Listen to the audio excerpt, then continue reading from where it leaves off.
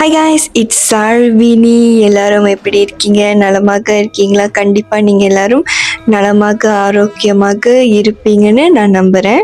இந்த ஒரு நியூஸ் பரபரப்பாக போயிட்டு இருக்குன்னு சொல்லலாம். அதாவது ஹாட் நியூஸ்ன்னு சொல்லலாம். அதுதான் மகா கும்பமேளா. இந்த மகா கும்பமேளா நடக்கும்போது நம்ம அங்கே போவாட்டி கூடியும், பட் ஸ்டில் இது நடக்கும்போது நம்ம இங்கே இருக்கோம்னு நினச்சாலே சந்தோஷமாக இருக்குது. பிகாஸ் அது ஒரு பிளெஸ்ஸிங்ஸ். பிகாஸ் இது 144 வருஷம் கழித்து வர ஒரு கும்பமேளா. ஸோ அடுத்த வாட்டி வரும்போது நம்மலாம் இருப்போமான்னு கேட்டாக்கா கண்டிப்பாக இருக்க மாட்டோம். ஸோ இன்றைக்கி நான் எதை பற்றி பேச போகிறேன்னா கும்பமேளா பற்றி. ஸோ டைம் வேஸ்ட் பண்ணாமல் கதைக்கு போகலாம். ஃபர்ஸ்ட் இது 4 years ஒன்ஸ் நடக்கும். செகண்ட் அர்த்துக்கும் இது 6 years ஒன்ஸ் நடக்கும். தேர்ட் ஒன் பூர்ணுக்கும் இது 12 years ஒன்ஸ் நடக்கும். அண்ட் கடைசியாக மகாக்கும் இது 144 years ஒன்ஸ் நடக்கும். And which is happening now. Kumbh Mela யூஸ்வலாக 4 பிளேசஸில் நடக்கும். அதாவது பிரயாக்ராஜ், ஹரித்வார், உஜ்ஜைன், அப்புறம் நாசிக். பட் இந்த வருஷம் அதாவது மகா கும்பமேளா எங்கே நடக்குதுன்னா பிரயாக்ராஜ், உத்தரப்பிரதேஷில் நடக்குது. யூஸ்வலாக கும்பமேளா 45 days நடக்கும். அண்ட் இந்த வருஷம் மகா கும்பமேளா 13 January ஸ்டார்ட் பண்ணி 26 February முடியுது. விச் இஸ் 26 February மகா சிவராத்திரி. கும்பமேளா நடக்குதுன்னா கண்டிப்பாக ஒரு காரணம் இருக்கும், அதாவது ஒரு ஸ்டாரி இருக்கும். ஸோ அந்த ஸ்டாரி தான் நான் இப்போ சொல்ல போகிறேன். அமிர்தம் கிடைக்கணுக்காக தெய்வர்களும் அப்புறம் அசுரர்களும் சேர்ந்து பால் கடையும் போது அப்போ நிறைய தெய்வீகமான அமிர்தமும் சேர்ந்து கிடைச்சிச்சு. அமிர்தம்லாம் அசுரர்கள் கையில் கிடைக்கக்கூடாதுக்காக அப்போ மகாவிஷ்ணு என்ன பண்ணுறாங்கன்னா அவர் மோகினி மாதிரி அவதாரம் எடுத்து வராங்க. மோகினி அவதாரத்தில் மகாவிஷ்ணு என்ன பண்ணுறாங்கன்னா அவர் ஒரு கும்ப கலசத்தில் இந்த அமிர்தம்லாம் எடுத்துகிட்டு போயிட்டாங்க. அமிர்தத்தை எடுத்துகிட்டு போயிட்டு இருக்கும்போது சில துளிகள் பூமியில் சிந்தி விட்டது. அதுதான் அந்த 4 place, which is Nashik, Haridwar, Prayagraj, அப்புறம் உஜ்ஜைன். இந்த ஒரு விஷயம் நினைவாக இருக்கிறதுக்காக தான் கும்பமேளா செலிப்ரேட் பண்ணுறாங்க. இந்த அமிர்தம் ஒரு 4 பிளேஸில் விழுந்ததில்ல. இதெல்லாம் ரொம்ப பவர்ஃபுல்லான ஒரு விஷயமா கருதுகிறாங்க. ஸோ அங்கே தான் நம்ம தண்ணியில் முங்கி எழுந்து குளித்தா நல்லது. மகா கும்பமேளா உலகத்திலேயே இதுதான் நிறைய பேர், அதாவது நிறைய மக்கள் கேதர் பண்ணுற ஒரு பிளேஸாக யுனெஸ்கோ ரெக்கக்னைஸ் பண்ணுறாங்க. ஆனால் இந்த வாட்டி மகா கும்பமேளா நான் சொன்ன மாதிரி பிரயாக்ராஜ், அதாவது திரிவேணி சங்கமம் அங்கே தான் நடக்குது. அங்கே கங்கா, சரஸ்வதி, யமுனா இந்த 3 நதிகளும் சேர்ந்து ஓடுறது ஒரு இடம். கும்பமேளாவுக்கு போகிறவங்க என்ன பண்ணணும்னா இந்த நீரில் முங்கி எழும்பணும். அப்போ தான் அவங்க என்ன பிலீவ் பண்ணுறாங்கன்னா நம்மளோட பண்ண பாவங்கள் அப்புறம் நம்மளுக்கு மோட்சம் கிடைக்கும்னு பிலீவ் பண்ணுறாங்க. இந்த கும்பமேளாவில் மொத யார் போய் இந்த தண்ணியில், அதாவது இந்த புனித நதியில் போயிட்டு முங்கி எழும்பாங்கன்னா நாக சாதுஸ்.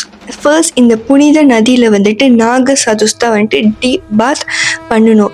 ஏன்னா இது அவங்க ஒரு ட்ரெடிஷனாக ஃபாலோ பண்ணுறாங்க. அது மட்டும் இல்லை, அவங்க என்ன பிலீவ் பண்ணுறாங்கன்னா Naga sadhus dedicated to Lord Shiva. Naga sadhus first இந்த தண்ணியில் பாத் பண்ணுவாங்க சொல்லியிருந்தேன்ல. ஸோ தட் இவங்க இந்த வாட்டர் பியூரிஃபை பண்ணுறாங்க. அப்புறம் தான் மற்ற டிவோட்டிஸ் குளிப்பாங்க. கண்டிப்பாக நீங்கள் எல்லோரும் இந்த கும்பமேளாவோட வீடியோஸ்லாம் பார்த்துருப்பீங்க, லைக் கிளிப்பிங்ஸ்லாம் பார்த்துருப்பீங்க. நாக சாதுஸ் யாருன்னா அவங்க ஆடை இல்லாமல் இருக்கிறவங்க தான். அவங்கள பொறுத்த வரைக்கும் இந்த பேசிக் நீட்ஸ் ஆஃப் ஹியூமன் அவங்களுக்கு தேவையில்லை. For example clothing, food, even shelter கூட அவங்களுக்கு ஒரு அன்னெசரியான ஒரு விஷயமா பார்க்குறாங்க. நாக சாதுஸ் இவங்க என்டையர் லைஃப் இவங்க ஆடை இல்லாமல் தான் இருப்பாங்க, நிர்வாணமாக தான் இருப்பாங்க. அதாவது எந்த ஒரு துணி இல்லாமல் தான் அவங்க இருப்பாங்க. அதுக்கு பதிலாக அவங்க என்ன பண்ணுவாங்கன்னா அவங்க சாம்பல், அதாவது ஆஷ் எடுத்து அவங்க உடம்பு ஃபுல்லாக பூசிக்குவாங்க. இவங்க ஈவன் அந்த ஹிமாயமலை இருக்குல்ல, அங்கே ஒரு கோல்டான பிளேஸ் தானே, அந்த கோல்டான பிளேஸில் கூட அவங்க இந்த மாதிரி துணி இல்லாமல் ஆடை இல்லாமல் தான் இருப்பாங்க. ஏன்னா அவங்களுக்கு இந்த மாதிரி உலகத்து மேலே இருக்கிற ஒரு எது மேலேயும் அவங்களுக்கு ஆசை இல்லை. அடுத்து மகா கும்பமேளா எப்போ நடக்கும்னா, அதாவது 144 வருஷம் கழிச்சு நடக்கிற கும்பமேளா எப்போ நடக்கும்னா 2169 அந்த வருஷத்துல தான் நடக்கும். அண்ட் டெஃபினெட்லி நம்மலாம் இருக்கவே மாட்டோம் இது ஒரு விஷயத்த பார்க்கறதுக்கு. கும்பமேளா வந்து ஒரு ரேரான ஒரு விஷயம். பிகாஸ் இது வந்து 144 வருஷம் கழிச்சு நடக்கிறது. ஸோ எப்படி சொல்ல, இது பிளெஸ்ஸிங்ஸ் நம்மளுக்கு. நம்ம இது இந்த டைமில் நம்ம இருக்கோம்னு நினச்சாக்கா ஒரு மாதிரி பிளெஸ்ஸிங்ஸாக இருக்குது, ஒரு மாதிரி ஹாப்பியாக இருக்குது. ஈவன் நம்ம போகலனா கூடயும்.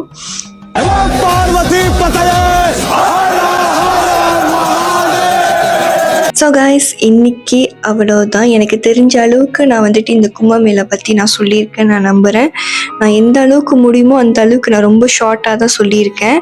ஸோ அவ்வளோதான். அடுத்த வீடியோ வர வரைக்கும் ஸ்டே டியூன் பண்ணுங்கள். நான் ஏதாவது தவறுதலாக பேசியிருந்தா, மிஸ்டேக்ஸ் இருந்துச்சுன்னா என்னை வந்து மன்னிச்சுருங்கோ. மறக்காமல் லைக் பண்ணுங்கள், ஷேர் பண்ணுங்கள், அப்புறம் சப்ஸ்கிரைப் பண்ணுங்கள். அப்புறம் காதல்ஸ் to you. Bye. இதெல்லாம் வந்துட்டு அசுரர்கள் இந்த. ஆனால் நான் எப்போல்லாம் வீடியோ எடுக்கிறேனோ அப்போதான் அந்த என்வாயர்மெண்ட் சத்தமாக இருக்கும். அந்த மாதிரி டென்ஷன் ஆகுது. எனக்கு ஏன்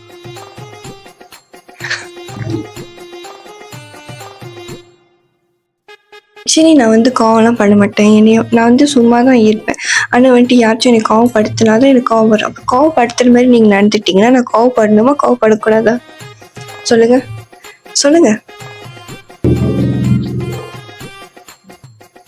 இன்னைக்கு நான் வந்து கோவமே பட மாட்டேன். என்ன நடந்தாலும் நான் வந்து கோவப்படக்கூடாதுன்னு